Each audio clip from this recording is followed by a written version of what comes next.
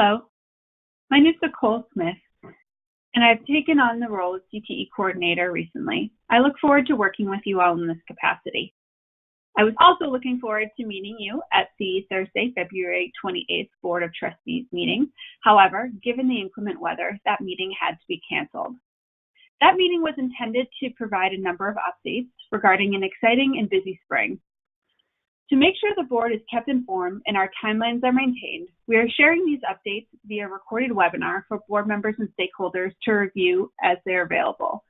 This recorded webinar will cover the process through which schools are applying for CTE programs for the 19-20 school year, information regarding the board and subcommittee's role in revising CTE teacher certification regulations,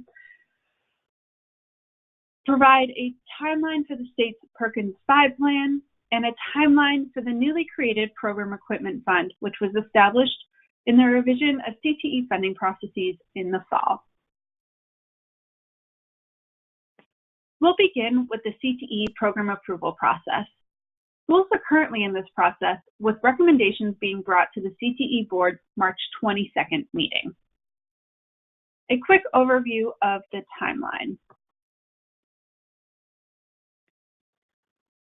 Schools were asked to complete an intent to apply form by January 4th of 2019, this year.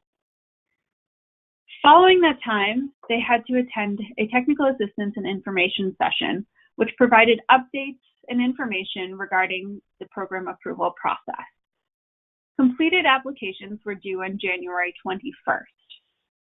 Since then, RIDE teams have been reviewing applications and conducting stakeholder interviews when necessary. Those are currently in the process of being wrapped up.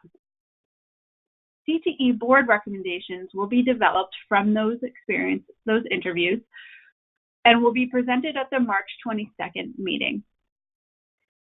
The goal of this timeline and process was to make sure that students had the information they needed to determine which programs were available to them in fall 2019. This timeline allows for program recruitment to continue in March and April of 2019, and programs to start in the fall.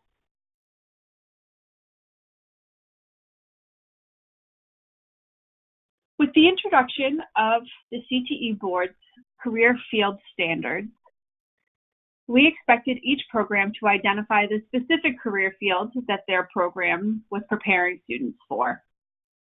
This meant that if schools had similar programs that they wanted to prepare students for multiple career fields, those would be separate applications. The idea being that each program should uniquely prepare students for the career field that was identified by the CTE board. While this means that some applications may be fairly similar, there should be distinct differences, particularly in the work-based learning opportunities for the students. On the whole, the requirements to become a program have not changed. The program must align to a set of career field standards and the CTE program standards, include a series of at least 3 interrelated courses, and at least 1 work-based learning experience that is aligned to the Governor's Workforce Board's work-based learning standards and guidance. Additionally, RIDE shared some priorities with schools that included increasing the number of high-wage, high-demand career fields that were represented among our programs.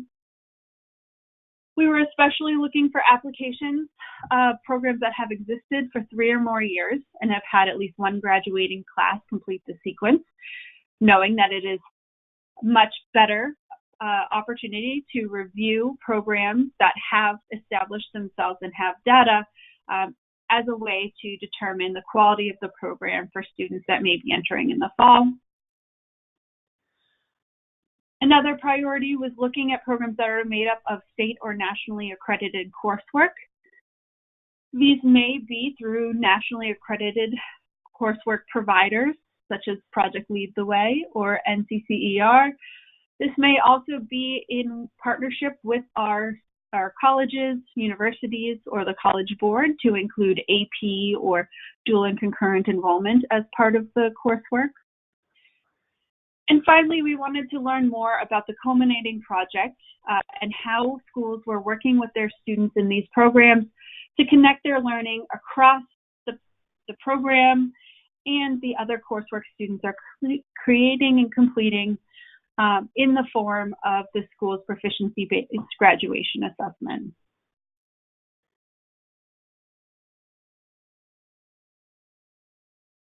To capture the information that the RIDE team needed to review these programs, there were 4 major components to the application. The first was pathway design, the second, work-based learning, the third, operations, and finally, student outcomes and data.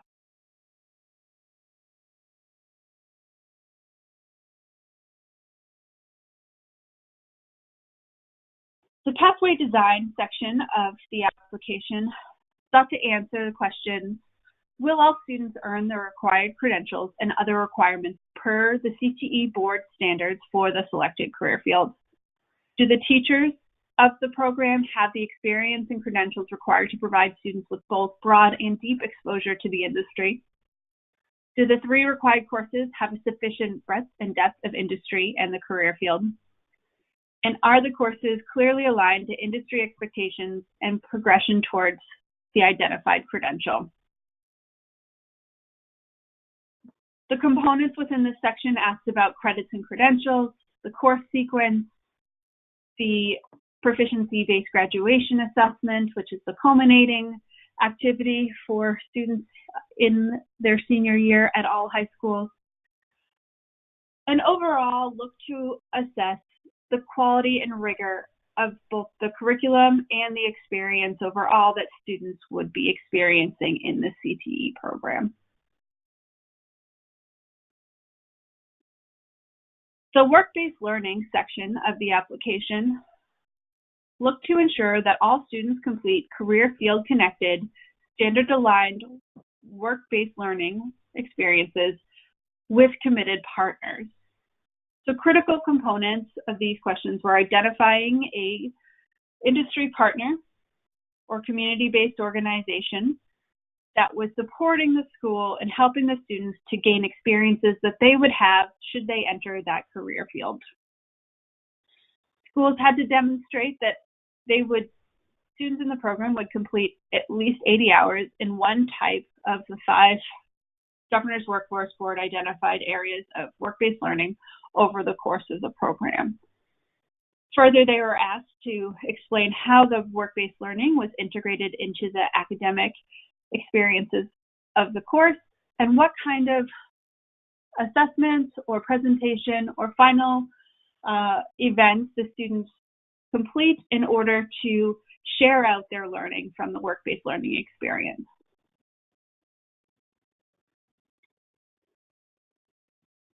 The operations section of the application focused on the overall program standards, which included admissions, health and safety, the facilities and equipment, partnerships and advisory board, as well as school counseling and career exploration. Key questions: does the program have clear, fair, sufficient admission policies and practices? Does the program ensure student health and safety? Does the program have industry-specific technology and facilities? Are school counseling and career exploration activities embedded and aligned within the program?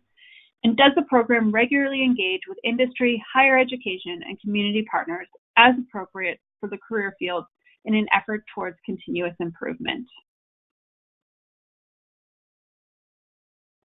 The final section of the application included the student outcomes and reporting. This section was differentiated between existing programs and planned programs. Existing programs were asked to provide the data for their programs regarding student outcomes and credential attainment. Further, it asked to identify growth areas using that program data. For planned programs, the application sought to understand the reporting capacities and what was available in order to ensure that the school and program would be able to report on the CTE board's program accountability system. On your screen, you'll see the applications that applied for the academic year 1920. We had 43 applications that span the state, and of them, the highest represented career fields were in the arts, followed by information technology, and then environmental science. The vast majority of programs applied as new programs that had not yet run in their schools. As next steps, the CTE Board of Trustees will hear about RIDE's review team's recommendations for these programs at the March 22nd meeting. Again, our goal is to ensure that students have the best information regarding their options as soon as possible. This March review timeline will allow students to make their decisions in the time in which all students are deciding about the programs they'll attend in the fall. Moving on to teacher certification. In December 2018, the Council on Elementary and Secondary Education voted to approve updated educator certification regulations. These new regulations open additional pathways into the teaching profession in shortage areas, reestablish a focus on professional learning, and increase the practical experience for teacher pre-service candidates. For CTE programs, these changes provide schools with more flexibility in the requirements for CTE teachers. There is no longer a uniform requirement of a bachelor degree for all programs. Instead, CTE teachers must hold the appropriate level of post-secondary education for the CTE area as identified by RIDE. These regulations go into effect for June 1, 2019. More specifically, the changes to the CTE teacher certification include that of post-secondary education. As stated, candidates must hold the appropriate level of post-secondary education for the CTE area as identified by RIDE. This allows RIDE to eliminate the bachelor's degree requirement for teachers in career fields where that is not the industry standard for employment. Candidates will still need to complete the 24 credits outlined related to instruction, pedagogy, and assessment. The change also affects the work experience requirement. Teachers with a high school diploma or a GED, as identified by the level of post-secondary education required by the field, must have a work experience of at least 5 years in that career field. Teachers with an associate's degree or bachelor's degree in the career and technical field must have at least 3 years in order to obtain the preliminary certification. The final change is with testing. Individuals who hold advanced state-issued licenses or advanced industry certificates are not required to complete the subject matter testing requirements, though all candidates must complete the principles of learning and teaching test in order to achieve full certification.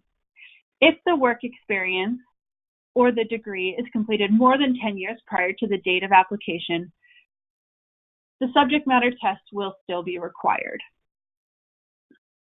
RIDE is seeking the CTE board's input on the necessary post-secondary levels of education required for each of the career fields that our programs address. To do this, RIDE proposes sending out a request to the subcommittees that include the career fields and the necessary decisions that need to be made regarding teacher certification. We ask that by April 5th, the CTE board subcommittees submit recommendations about post-secondary education levels and requirements. From April 10th to May 3rd, RIDE will seek public comment regarding those recommendations. May 10th, RIDE will submit the proposed recommendations to the CTE board for endorsement, and the new regulations would go into effect for June 1.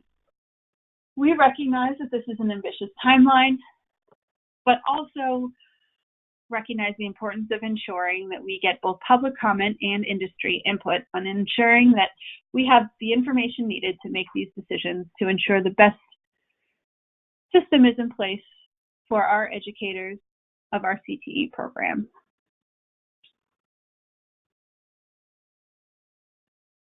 RIDE will be embarking on building out our state career and technical education plan under Perkins 5 this spring. The Perkins State Plan is required as part of the Carl D. Perkins Career and Technical Education Act, which is the primary federal law governing CTE. This past summer, this law was reauthorized. The updates to the law include better aligning Perkins with the Workforce Innovation and Opportunity Act, the federal workforce development law. It shifts the accountability indicators to recognize work-based learning, post-secondary credit attainment, and industry credentials, which all align with Rhode Island's new CTE accountability system.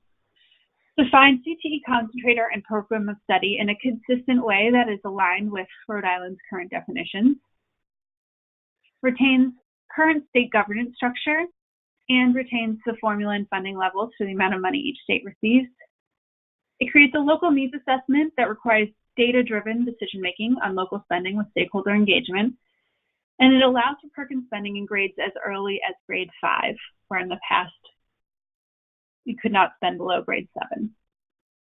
Additional information about Perkins 5 and the updates are available on Advanced CTE's website, which is linked on the screen here and can be shared should anyone request of a RIDE staff member.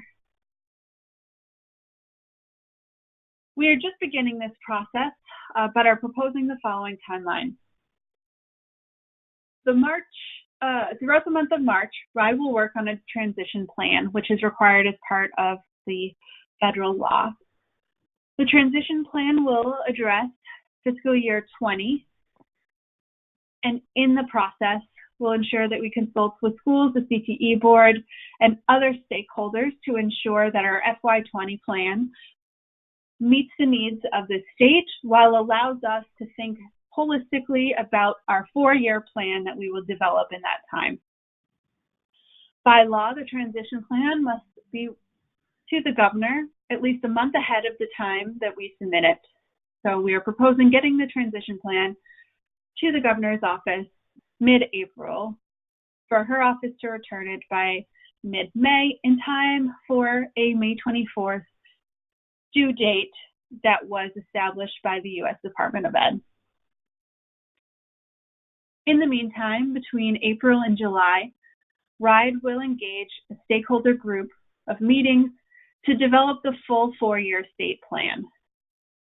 The goal is that the state plan will be developed and finalized in early fall, again ensuring that the governor has a month to review it ahead of the submission to the U.S. Department of Ed. This allows schools to complete the necessary needs assessment at a local level and complete their local plans by the April 2020 due date as established by U.S. Department of Ed. More information will be shared with you as our meetings progress, and we encourage anyone who's interested to reach out to us with additional questions.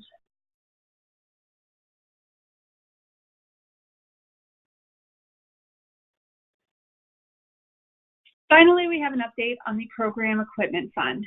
This is the fund that was established through the CTE funding formula discussions this past fall, when the CTE board and RIDE convened a CTE funding working group. The final proposal was released in February 2018. The proposal developed a common funding formula for interdistrict transfer students. It's the same process as other schools of choice, such as charter schools and state schools. It contains the same 7% holdback as charters, limiting the risk for a sending district, but it also allows LEAs to maintain any existing local agreements. State funding supports were also established, including cost benchmarks based on UCOA data to cover high-cost programs, and the allocation of $1 million of state CTE categorical dollars to establish a program equipment fund beginning in the 18-19 school year. Specifically, the funding work group said RIDE will dedicate an annual amount of funding, no less than $1 million per year from the CTE categorical fund, depending on the amount of funding to support the CTE categorical, to create the program equipment fund to support equipment costs related to providing CTE programs that prepare students for high-skill, high-demand careers. All eligible center-based program proposals will have priority over comprehensive high school-based programs to access this fund. The CTE Board of Trustees will develop this criteria to create an investment schedule for the Program Equipment Fund. The schedule will be based off the best practice of industry. The schedule will be reviewed and approved by the CTE Board of Trustees annually before funds are allocated. So to accomplish this, RIDE will be drafting a Program Equipment Fund policy recommendation. That recommendation will be brought to the CTE Board on May 10th, where we'll ask for the CTE Board's endorsement. This will enable us to implement that policy for distribution during the 18-19 school year as recommended and suggested in the funding formula work group's outcomes in May and June within this current fiscal year. Additional information will be available at future meetings, and we're happy to answer questions regarding this Program Equipment Fund as well.